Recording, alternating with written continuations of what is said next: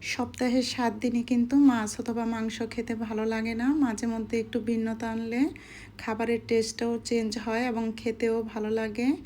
আমি প্রায় ভিন্ন স্টাইলে ডালটা রান্না করে থাকি। মাছ মাংস ছাড়াই কিন্তু খাবার খাওয়া যায় এই আইটেমটা দিয়ে। এখানে আমি প্যানে কিছুটা তেল দিয়ে দিব শুকনো মরিচ, তারপর দিয়ে দিব আস্ত জিরা, দিয়ে এটা খুব ভালো করে একটু ভেজে নিব। একটু ভাজা হয়ে গেলে দিয়ে দিব বেশ খানিকটা পেঁয়াজ কুচিটা দিয়ে একটু লাল লাল করে ভেজে নিব। যখন ভালো করে ভাজা হয়ে যাবে তখন আমি দিয়ে দিব আদা পেস্ট, রসুনের পেস্ট এবং সামান্য পরিমাণ পেঁয়াজের পেস্ট, তবে রসুনের পেস্ট একটু বেশি দেওয়ার চেষ্টা করবেন। তারপর দিয়ে দিব পরিমাণ মতো লবণটা দিয়েও খুব ভালো করে ভেজে নিতে হবে যাতে পেস্টের মশলাগুলোর গন্ধ না থাকে। তাই ভালো করে ভাজার জন্য বা কষানোর জন্য আমি একটু পানি ব্যবহার করছি। তারপর দিয়ে দিব ধনিয়া গুঁড়া, হলুদের গুঁড়া আর খুবই সামান্য মরিচের গুঁড়া। যেহেতু এখানে আমি শুকনো মরিচ ব্যবহার করেছি তাই গুঁড়া মরিচটা একটু কম ব্যবহার করব। তারপর খুব ভালো করে ভেজে নিব। আর ভাজা হয়ে গেলে আমি এখানে দিয়ে দেব আগে থেকে কেটে রাখা টমেটোগুলো দিয়েও খুব ভালো করে এটা ভেজে নিতে হবে। তারপর আগে থেকে ভিজিয়ে রেখেছিলাম মসুর ডালটা দিয়ে খুব ভালো করে ভেজে নিব। আর ডালটা কিছুক্ষণ ভিজিয়ে রাখলে কিন্তু এটা খুব সহজে সিদ্ধ হয়ে যায়। আর ডালটা পুরোপুরি ভালো করে ভেজে নিতে হবে, এমনভাবে ভাজতে হবে যেন 80% সিদ্ধ হয়ে যায়। আর যেহেতু ডালটা আগে থেকে ভিজানো তাই ভাজার সময় সিদ্ধ হবে খুব সহজে।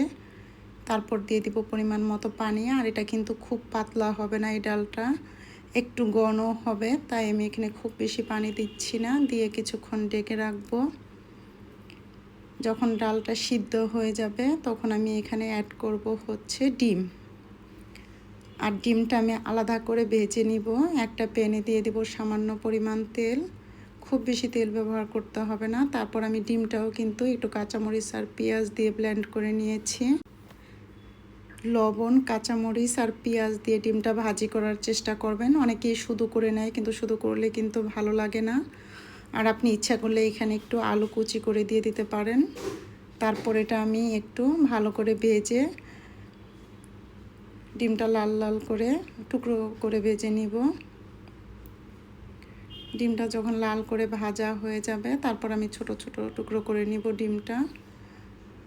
এটা আপনার ইচ্ছে অনুযায়ী আপনি শেপ করে নিতে পারেন। আর ডিম যতটুকু দেওয়ার ইচ্ছা ততটুকু ডিমই ভাজি করে নেবেন।